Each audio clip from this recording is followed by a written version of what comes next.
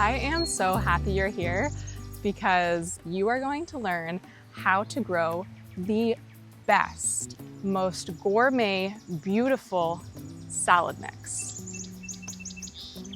I'm going to show you my 3-week routine in order to have continuous salad harvests all summer long.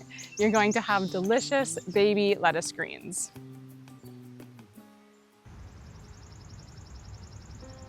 I still find it hard to plant new seeds when my current lettuce patch is at its absolute peak. It's hard to imagine a few weeks from now when those leaves will start to mature and no longer be at their best to harvest. It makes me think about other areas of life. It's so easy to just stay comfortable in what's working right now. But taking small actions today is how we set ourselves up for a better future.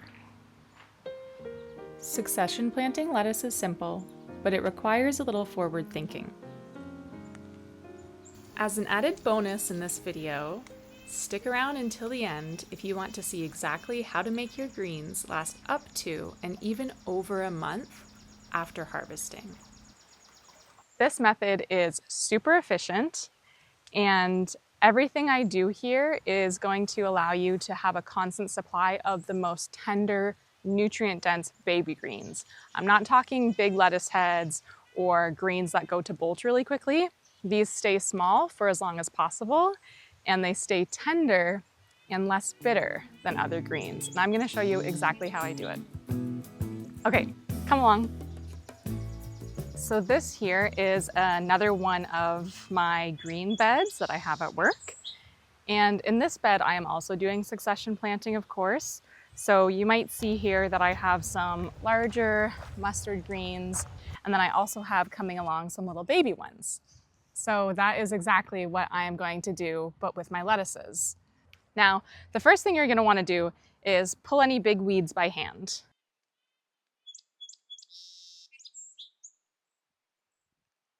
Now, this soil is not super compact. It's actually really nice, light, fluffy soil. So I don't need to do a till, like with an actual rototiller with a motor.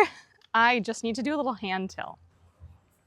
So that is why I have this little hand tiller. It works really great at just breaking up the top couple inches of the soil, just enough for my seeds to germinate. So I'm just gonna plant it right here.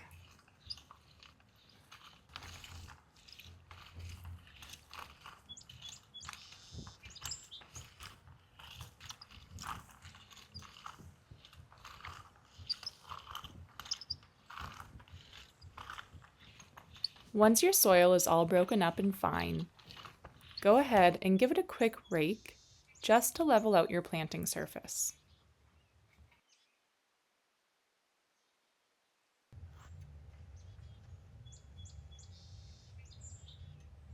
There, just a nice, smooth, even surface to get ready to plant in. So now that our soil is all prepped, here comes the fun part. So this is what you need the hoe for. And all we're going to do here is make a trench. And it's a really good idea if you're going to have multiple lines of greens in a row, is to have them spaced out just 2 inches wider than whatever tool you're gonna use to weed. So I like to weed with this hoe as well. So all of my rows are planted with just 1 inch on either side of the length of my weeding tool. And that way, as they start to grow and come up, it's just really easy to come in here and just weed between the rows.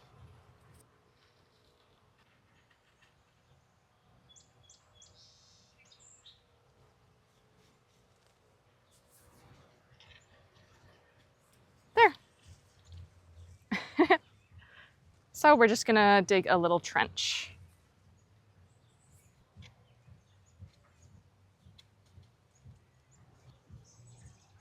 A good rule of thumb to plant your seeds is to plant them 2 to 3 times deep as the diameter of the seed itself. So lettuce seeds are pretty tiny. They really don't need to be planted that deep at all. About 1/4 inch usually.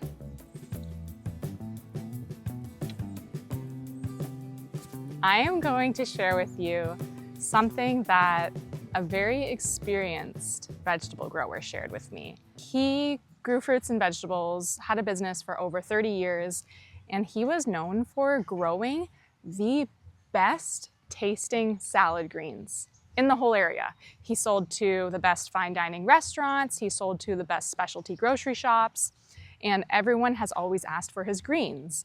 It's a custom greens blend that he makes himself, and I'm not gonna go over the exact blend, but what I am gonna do is share with you the principles.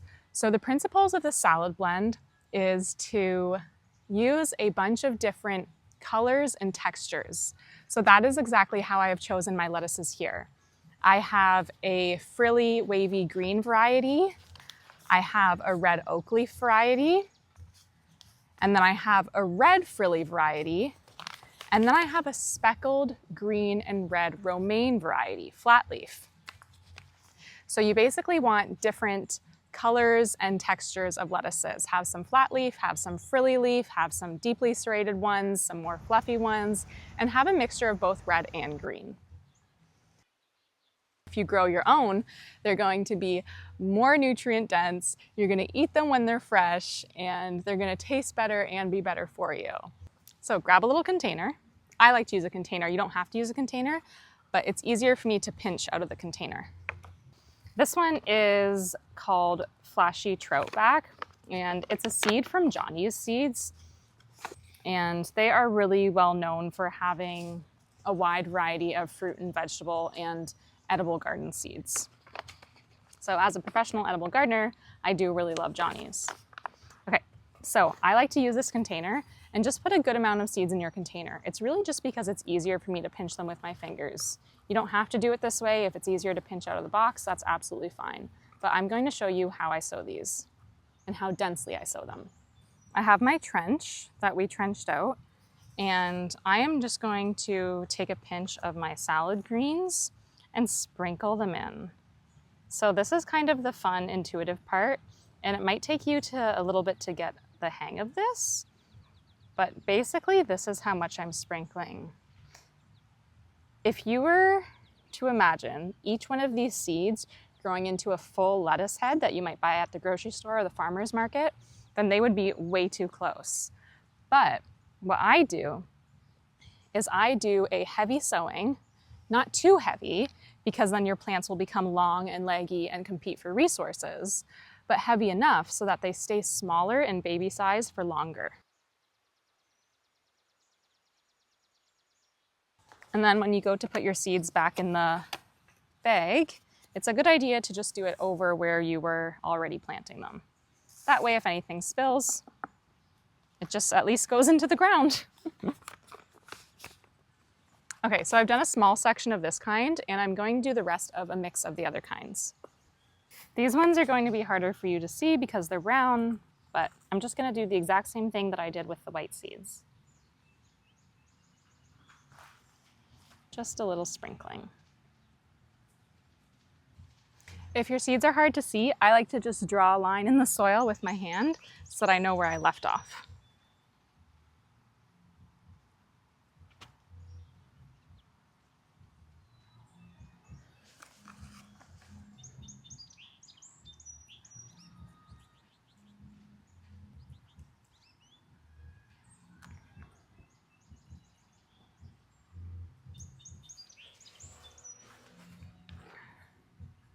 We're gonna go as far as we can. There we go. Okay, so this is the next fun part. It is super easy. You are going to need your hoe again. And what we are going to do is just cover the seeds with our soil. Of course, most of you probably know you have to cover your seeds. And the reason is seeds need good soil contact in order to germinate. So I'm gonna cover all of these seeds, and then I am going to actually really stamp it down with the backside of this hoe. And that will allow for good soil contact, which allows for good germination. The other thing that is giving me good soil contact is when I broke up the soil with that little hand tiller earlier and then gave it a good rake. That allowed for the soil to be really fine and really loose. And basically, the smaller your seeds, the smaller your soil chunks need to be. And again, that's really just for good soil contact. Okay.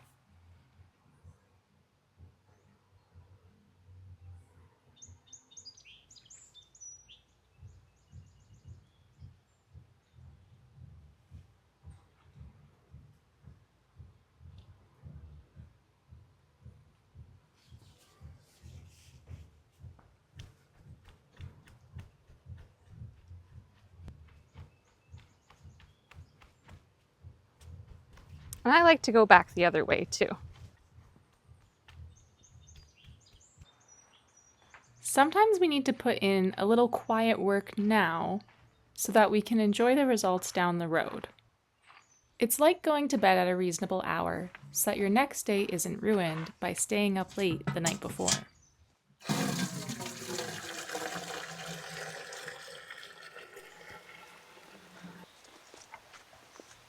I like to take a step back every now and then and ask myself, is what I'm doing today getting me closer to or further from where I want to be tomorrow?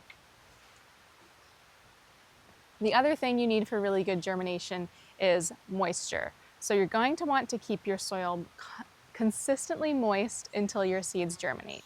So give them a really good drink of water.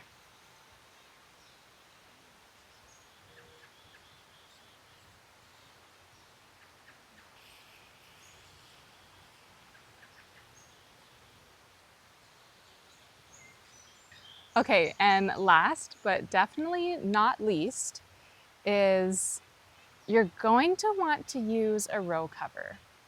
If you want really tender baby greens, you're gonna wanna use a shade cloth. And you can find these wherever. You can find them on Amazon. I will link one in the description below. Okay, so I recommend using a row cover. This is what we do to grow all of our greens. It keeps bug damage off of your leaves, so pests from eating holes in your leaves. It keeps the greens tender and soft and sweeter because it protects against the sun's harsh rays. And it keeps them healthier and allows them to germinate better because it keeps the soil more moist. Okay, I'll show you what I have. Now, the best thing to do with row covers is actually to bury them with dirt or even compost. But in this garden here, I am just going to use bricks. There's not too many flea beetles in this bed, so that would be the main reason to have it completely buried and sealed, is because flea beetles love to get in any sort of little gaps that you have.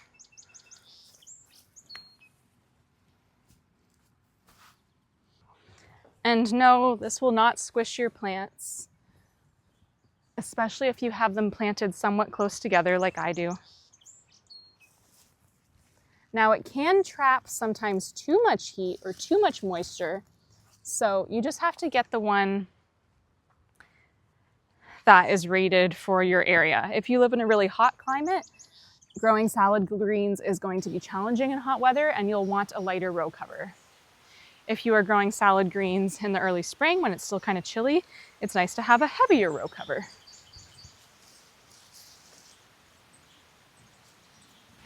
There's a baby robin over here. You do want to make sure that your row cover is pulled somewhat taut. This will keep it from coming uncovered in the wind. Once your greens germinate, the real fun begins. As soon as they're big enough to eat, you can start harvesting. Okay, so I just want to show you some other greens that are coming up just like those lettuce greens are going to come up. And I'm gonna show you what I do to thin them. Okay, so in here, I have seeded some Swiss chard and some spinach. For thinning and harvesting your salad greens, you'll just need a small, sharp pair of snips or scissors. I personally love my Falco 420s for this, and I'll leave a link in the description if you want to check them out. I was gifted them for my birthday, and they're my favorite scissors. This is what it will look like when your baby greens first start popping up. And what you want to do is kind of pull them back so you can see where all the stems are. And anywhere there is too many stems in one area, I like to just cut them and remove them. So it's perfect, it's totally edible, you don't throw it away. And I would actually throw this into the baby salad blend or the micro blend that we grow. After a few rounds of thinning, which should take place over the course of about a week or two, your lettuces should have enough room to grow larger. So now we do the cut and come again method.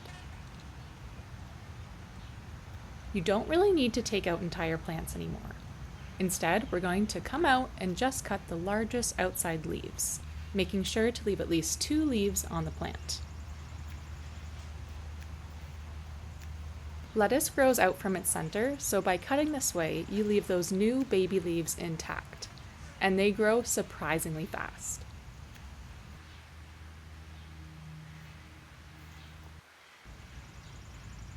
You'll be able to harvest greens 2 to 3 times a week until the plants eventually bolt and turn bitter as they follow their natural life cycle to go to flower. And as promised, if you want to learn the trick to keeping your salad greens fresh in the fridge for up to a whole month, stick around. I'll show you a few simple steps that make all the difference in making that happen. Okay, so the goal here is to pick early in the morning while the greens are still crisp. If you can't do that and it's a hot day, you should pick them into a bucket of water to keep them hydrated.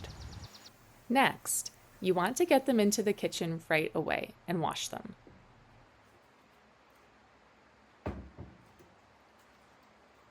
Once washed, the trick is to dry them very well. I use a salad spinner for this.